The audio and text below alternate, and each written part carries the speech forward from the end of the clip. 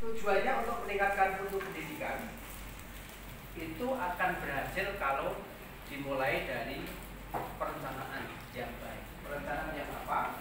Ya, perencanaan dan penganggaran yang berbasis data. Tadi sudah Bapak Ibu paparkan pengalaman selama menggunakan rapot pendidikan sebagai basis untuk perencanaan dan penganggaran tadi.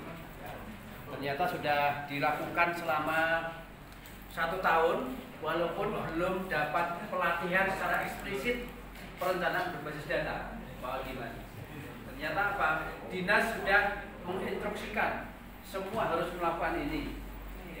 Akhirnya apa? Poinnya yang tadi itu adalah rapat pendidikan itu sebagai dasar untuk membuat RKAS perubahan yang tahun 2023. Nah, karena ini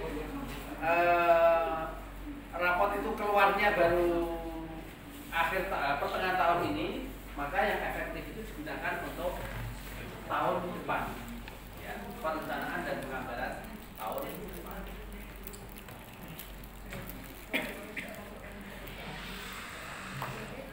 Nah,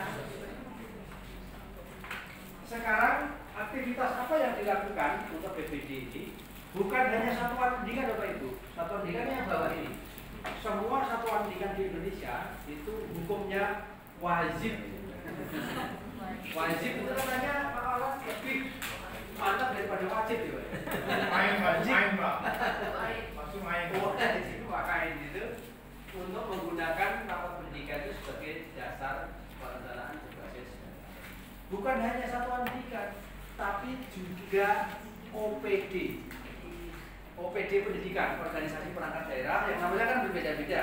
Ada yang dinas pendidikan, di Solo itu kan dinas pendidikan, di Semarang dinas pendidikan, di Sragen dinas pendidikan dan kebudayaan, ya, di Kendal, di Cilacap, itu di Tegal itu sudah dinas pendidikan dan kebudayaan.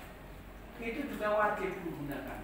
Ya, saya sudah mendampingi 5 OPD untuk menggunakan rapor daerah, tapi bukan rapor pendidikan. Rapor daerah itu ada sendiri. Menggunakan rapor pendidikan untuk menyusun renja dan RKA. Kalau di OPD namanya rencana tahunan itu renja. Kalau di sekolah ada RKAS, itu di dinas pendidikan ada RKA. Ya. Untuk apa? Fokusnya ke 6 prioritas di rapor pendidikan. 6 prioritas rapor pendidikan itu apa? Literasi, numerasi, karakter, iklim keamanan sekolah, iklim kebinekaan, dan iklim inklusivitas. Ya, itu. 6 itu menjadi prioritas pemerintah Indonesia. Maka semua perencanaan daerah dan perencanaan sekolah wajib digunakan.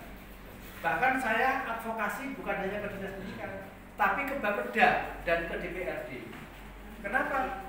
Karena begitu dinas pendidikan itu menganggarkan di renja dan di RKA-nya, kalau Bapedanya nggak tahu, bisa-bisa dicoret. Ini apa? Ini kegiatan kok untuk meningkatkan literasi numerasi itu apa? Itu apa? Kan pelajarannya matematika, bahasa Indonesia. Kok ini malah literasi numerasi? Maka saya juga advokasi ke mereka bahwa sekarang ukuran output pendidikan itu sudah berubah. Sekarang literasi numerasi karakter. DPR juga begitu. Nah, akhirnya DPR di Cilacap itu memberikan dana, dulu kan namanya dana aspirasi ya, sekarang berubah menjadi dana pokir. Apa itu? Dana dulu namanya dana aspirasi, sekarang namanya dana pokir, dana pokok pikiran. Undang-undangnya sudah berubah jadi dana. Jadi DPRD itu punya kewenangan untuk memberikan sejumlah dana ya sesuai dengan aspirasi dia, tentunya di daerah pemilihan dia, untuk membantu apa? Kalau sekolah apa yang paling dekat dengan literasi numerasi? Buku, mereka akan tahu. Laptop atau Chromebook, mereka akan tahu. Tinggal Bapak Ibu punya anggota DPR yang dari daerah dari situ. Kalau ada, minta dana pokoknya untuk mendukung literasi numerasi, itu akan terseplok. Ya. Jadi kalau literasi numerasi, ya antara lain buku atau Chromebook atau laptop. Ya, itu. Cari yang. Nah, keluarannya apa? Perencanaan dan penganggaran BPD dan satuan pendidikan sudah tepat. Tepatnya di mana? Karena tepatnya cesprengnya itu sudah ada masalah, ya, yang merah dan yang kuning di rapot pendidikan. Oke ya.